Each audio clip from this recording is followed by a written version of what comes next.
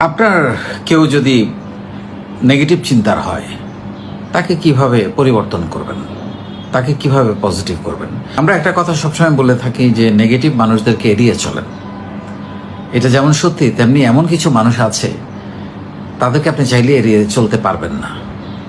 যেমন আপনার পরিবারের মানুষ, আপনার ঘনিষ্ঠ বন্ধু, আপনার অতি নিকট আত্মীয় বা আপনার প্রতিবেশী। কিভাবে আপনি তাদেরকে পরিবর্তন করবেন?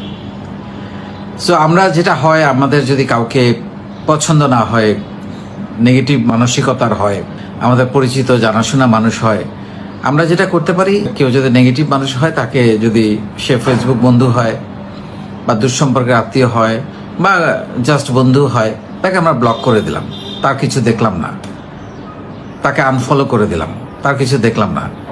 তাহলে পরে এটা একটা ওয়ে হচ্ছে, তাদেরটার সমাধান হলো যে সারা দুনিয়ার দায়িত্ব তো আপনি পালন করতে পারবেন না, এটা তো সম্ভব না। কিন্তু যাদের দায়িত্ব আপনি নিয়েছেন তাদের দায়িত্ব তো আপনাকে পালন করতে হবে। একবার দুইবার তো চেষ্টা করতে হবে তাকে ফিরিয়ে আনার। তবে কিছু কিছু মানুষ আছে, তাদেরকে আপনি কখনোই ফিরিয়ে আনতে পারবেন না। তারা বারবার একই ভুল করবে, একই আচরণ করবে। আপনি শত ভালো ব্যবহার করলেও তাদেরকে আপনি ফিরিয়ে আনতে পারবেন না। এরকম কিছু মানুষও আছে। তো তাদের ব্যাপারে তাদেরকে ইগনোর করাই ভালো, তাদের থেকে দূরে থাকাই ভালো। কিন্তু কিছু মানুষ আছে যারা আপনার পরিবারের পরমাত্মীয়, ভালোবাসার মানুষ, সন্তান, প্রতিবেশী। তাদের বেলায় কি করবেন? আমি তাদের জন্য 6টা কাজ করতে বলব। সেটা হচ্ছে, প্রথম কাজ হচ্ছে তাদেরকে সম্মান দিয়ে কথা বলা। নেগেটিভ মানুষকে পজিটিভ করতে হলে তাকে সবসময় সম্মান দিয়ে কথা বলতে হবে। তাকে কোনো অবস্থাতেই খোঁচা দিয়ে বা রাগিয়ে কোনো কথা বলা উচিত হবে না, উচিত না।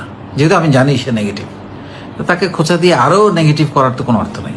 এবং সেও যদি, 3 নম্বরে হচ্ছে, সেও যদি খোঁচা দিয়ে বা রাগিয়ে বা সমালোচনা করে কোনো কথা বলে, চুপ থাকা। কারণ সে আপনার পরমাত্মীয়। চুপ থাকা, কোনো রিপ্লাই না দেয়া, ফিডব্যাক না দেয়া, ইগনোর করা। তারপরে যেটা হচ্ছে, বিভিন্ন পজিটিভ দিকগুলো তাকে বুঝিয়ে বলা। পজিটিভ থাকলে কত ভালো থাকা যায়, ফুরফুরে থাকা যায়, কাজের সময় বেড়ে যায়, মানুষ তাকে ভালোবাসে, প্রোডাক্টিভিটি বেড়ে যায়, এগুলো তাকে বুঝিয়ে বলা। মানুষ ভালো বলে। তারপরে হলো তাকে হেল্প করা, তার বিপদে পাশে থাকা। তখন তার মধ্যে পরিবর্তন আসবে, সে আপনার কথা শুনবে। আপনি যদি তার বিপদে পাশে দাঁড়ান, সে একজন নেগেটিভ মানুষ, কিন্তু তার বিপদে আপনি যদি পাশে দাঁড়ান, তাকে সাহায্য করেন, সে নেগেটিভ হইলেও সে আপনার কথা শুনবে এবং আপনার তাকে পজিটিভ